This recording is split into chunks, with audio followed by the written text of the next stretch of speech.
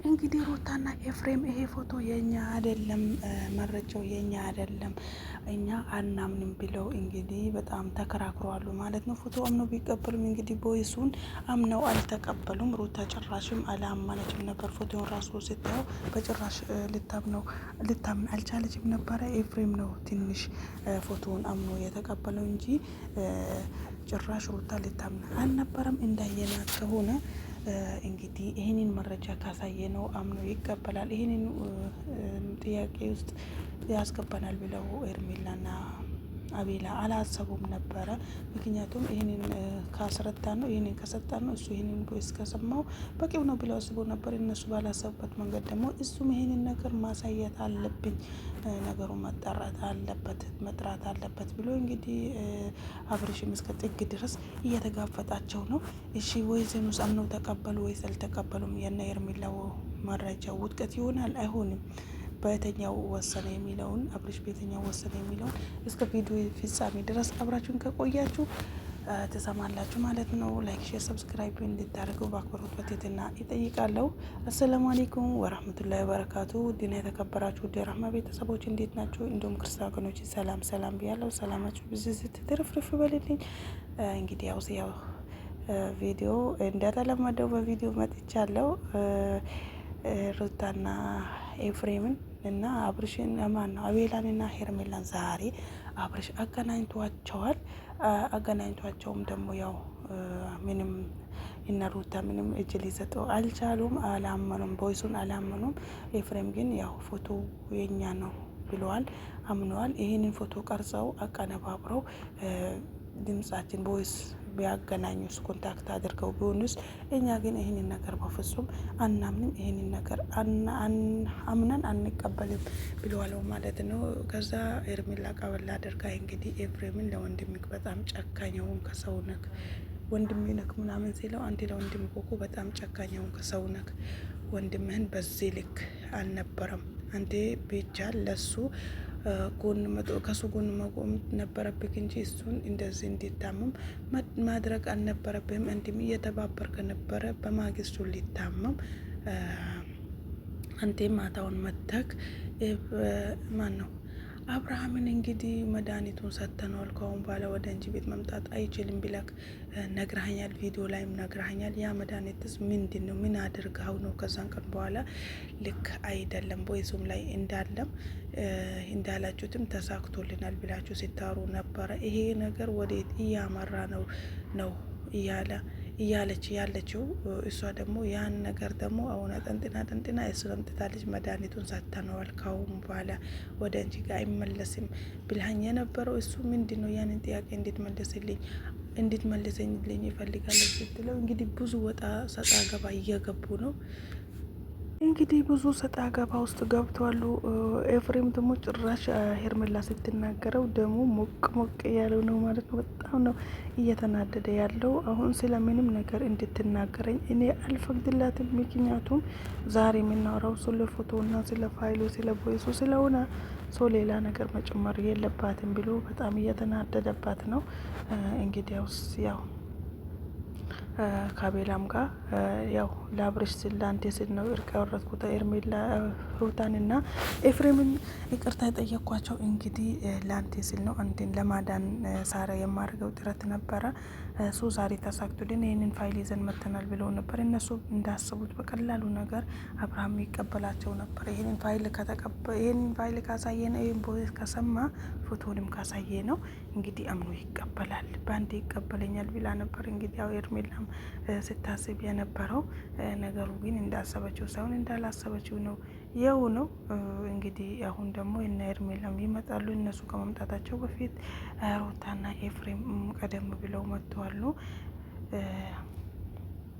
እሱን ጥያቄ የፈጠረበት ያለው እኔ ምን ሁኜ ነበር በዛን ሰዓት ሲላቸው፣ እኛ ምንም የምናውቀው ነገር የለም፣ አንተ በስነ ስርዓት በቀልብ በእውነት እያወራከን ነበር። ሲጀመር መተክ ራስክ መተክ ነው። እኔ ጥፋተኛ ነን፣ ከአሁን በኋላ ያ ጥፋት አይደገምም ብለክ ወደክ ፈቅደክ እምነክ የመጣክ አንተ ነበርክ እንጂ እኛ አስገድደነክ አልነበረም ነው ያላት። እንግዲህ ለምንስ ፎቶ አልቀረጻችሁም? በዛን ሰዓት ቪዲዮ ለምን አልቀረጻችሁም? ለምን መረጃ አላዛችሁም? ሲላቸው መያዙ ተገቢ አይደለም። ምክንያቱም ለምን እንይዛለን? አንተ ወደክ ፈቅደክ እስከመጣክ ድረስ እኔ በግድ ውጣ አልልህም ብለዋለች ማለት ነው። የልጅ እናት አባት ስለሆንካ እንግዲህ እንዴት ገፍትሬ ያወጣካለሁ ብለዋለች። ከትላንት ወዳ ማለት ነው ነግረዋለች።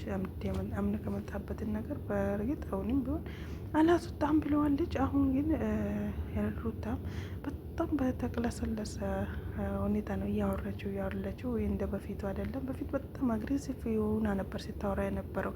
አሁን ግን በጣም እየተስተካከለ ጸባዩን እያሳመረች ነው እያወራች ያለው። ኤፍሬምም ደግሞ እኔ ለአንቴ ሲል ነበር ይህንን ጥግ ድረስ የሚጋፈጠው ያለው ነው። እውነትም መጨረሻውስ ምን ይሁን? ብዙ ሰውን ኤፍሬም ላይ ብዙ ሰው እየፈረድን፣ ሁላችንም እየፈረድን፣ እየሰደብን፣ እየተረገጠ እየተሰደበ ነበር። ያልተባለ ነገር የለም ማለት ነው። ሶ አሁንም ቢሆን እኔ ለአንቴ ብዬ ነው የሚለው ነገር እኔ ሊገባኝ አልቻለም። ጥያቄ የፈጠረብኝ ነገር ይሄ ነው። እንዴ ለአንቴ ብዬ አብርሽ እንዴት አሁን ለምሳሌ ከዚህ በፊት በስንት ሽምግልና ተለምናለች። ስንቴ ሰው ለምኗታል። አባቱ መጥቶ የአብርሽ አባት ከብታጀራ መጥቶ ስንቴ ነው የለመናት። ሶ ያንን ነገር እምቢ ያለች ሩታ እንዴት አሁን በዚህን ሰዓት የልጄ አባት ነው ብላ ትቀበሏለች? ስንቴ ገፍትራ ያወጣችው አባቱ ስንቴ የለመናትን እምቢ ያለችው ሩታ ዛሬ ደግሞ እንዴት ደህና ይሆናሉ፣ ይታረቃሉ። ሳምንት ባልሞላቸው ውስጥ ደግሞ ድጋሜ ትወጣለች ማለት ነው። ሶ ያን ነገር ደግሞ እኔም አልተዋጠለኝም። ምክንያቱም እንደሆነ ታው ከተባለ ያለ መረጃ አብርሃምም እንዴት ያለ መረጃ ሄደ ወደ ከቀድሞ ማንነቱ ከቀድሞ ቀልቡ ከሆነ እውነት በዛኛው ባቅሉ ከሆነ እንዴት ቪዲዮ ሳይዝ ሄደ? እሷስ ደግሞ እንዴት ቪዲዮ ሳታበራ ይሄንን ነገር አምና ተቀበለችው? አሬማ ማየውን ነገር ነው፣ የማዛባት ነው። እኔ አላምንበትም እሷ በተናገረችው እና እንግዲህ እነ ሩታ እና አቤላም እና ሄርሜላም እንግዲህ ያው ፋይል አለን፣ እኛ እኮ ፋይል አለን፣ ፋይል ይዘን ነው የመጣ ነው። እነሱስ ምን ይዘው ነው የመጡት ብለዋለች ማለት ነው። አሀ ለካ እኛም ይሄንን ማቀነባበር ነበረብን እንዴ በዘመናዊ በቴክኖሎጂ። እነሱ በሄዱት ርቀት ደግሞ እኛም አንሄድም ብለዋለች ማለት ነው ሩታንም ደግሞ ቀደም መትበይ እንግዲህ ተረጋግተሽ እውነት አለኝ የምትይ ከሆነ ተረጋግተሽ አውሪ። ምክንያቱም እውነት ካላችሁ እውነታ የትም ስለማትሄድ እውነታችሁ የማናችሁን እውነታ መውጣቱ ስለማይቀር እንግዲህ ቀስ ብሎ ተረጋጉ እያላቸው ነበረ አብርሃም። እውነት በዚህ ልክ ጥግ ድረስ መሄዱ ጎበዝ ነው። ምክንያቱም ትዳር ለእኔ ይሆናል የኔ ህይወት ነው ብሎ አምኖበት ፈቅዶበት እንዲኖር ለወደፊት ህይወቱ ስጋት እንዳይኖርበት ነገሩን በቃ ከስርስር ማጽዳቱ በጣም ደስ ይላል። አዝዳ ቀጥል። ባንዴን ነገር ማን እንዳደረገ እኛም ለማየት እናለን እና እኛ እንግዲህ ቪዲዮ ላይ ያየነው ነው ወተን የምንናገረው። እና አንድም ደግሞ ይሄንን ደረጃ ለመድረስ ማን እንደዚህ እንዳደረገክ እስኪኛም እናያለን ማለት ነው። እንግዲህ ያው ሄርሜላም ስትመጣ እንደ በፊትም ያው እንትን ብዙም ደስተኛ አይደለችም። እንግዲህ እሱም በጣም እንትን እያለ ነው ማድሪ በስ እሷ ምንም ሊቆርጥላት አልቻለችም። እችን ቦዲ ጋርዷን ያችን ቦዲ ጋርዷን ይዘው እንግዲህ እየተመላለሱ ነው። ሄርሜላ ምንም አልቆረጥላትም። ስቲል ነውም የእሱ ፍቅር በጣም ያኔ እየጨመረባት እየሄደ ነው እንጂ እየቀነሰባት እየሄደ አይደለም። እንግዲህ ምንም ማድረግ አይቻልም። እውነታው እስከሚወጣ ድረስ ንጹህ ከሆናችሁ ደግሞ የሆናችሁ እናንተ በዚህ ነገር እጃችን የለበትም ብላችሁ የምታስቡ እናንተ ከሁለት አንዳችሁ በኮንፊደንስ ሊኖራችሁ ይገባል። ምክንያቱም ያላጠፋችሁት ነገር እውነታ መቼም ሂዶ ማለት ነው እውነታ መውጣቱ ስለማይቀር እናንተ ደግሞ ያለውን እውነታ ለማጥራት ታገሉ እንጂ እውነታዊ ፋይልም ከያዘ ውሸታዊም ፋይል ከሆነ እውነታ መውጣት አይቀርም። አብርሽ ደግሞ ከመረጠው ሰው ጋር ከወደደው ሰው ጋር መርጧም ነው ይፈቅዶ ይኖራል ወይስ ሁለታችሁንም ከህይወቱ አስወጥቶ ከሌላ ሰው ጋር ሊኖር ነው? አረ ሼም ነው። አሁንማ ሼም ነው፣ በጣም ሼም ነው። እንግዲህ በጣም ከባድ ነው። ገና ወንድ ልጅ የሚሆን ሴት ልጅ ወጣትነቷን ሳጠግብ ገና በትዳር ተጣምሮ እንደዚህ ተቃጥሎ መሞቱ በጣም ነው የሚያስጠላው። እንግዲህ ያው ጉድ ፋይሉ ወጣ ማለት ነው። ሩታ እንኳን ፎቶንም አላመነችውም ነበር። ፎቶን ያመነው ኤፍሬም ሆነው ምክንያቱም ሆቴል ይህንን ፎቶ ተቀምጠን ተቀምጠናል። ያው በዛን ሰዓት እየተከታተሏቸው ነበረ። በሰዓት ነው የቀረጿቸው። ድምጻችንም ማቀነባበር እንዴት በዘመናዊ ቴክኖሎጂ ማቀነባበር ያቅተዋል ብለክ ሰው እንዴት ያንን ነገር አምነክ እኛን በዚህ ልክ ትከራከረናለ ብላ ሩታውን በጣም ተናዳለች። እንግዲህ ፍጻሜው ምን ይሁን፣ እውነታው ከማን ጋር ይሁን፣ ከሩታ ነው ወይስ ከሄርሜላ ነው የሚለውን ነገር አብረን እናያለን።